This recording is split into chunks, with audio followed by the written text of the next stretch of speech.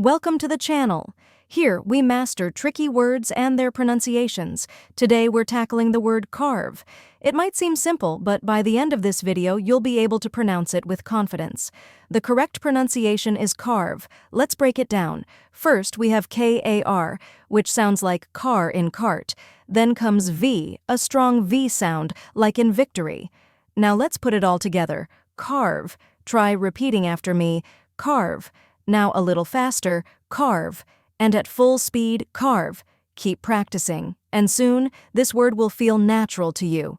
Now that you've mastered the pronunciation, let's go over the meaning.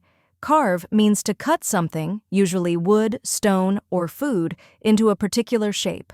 It can also mean to create or shape something with effort over time. And that's it.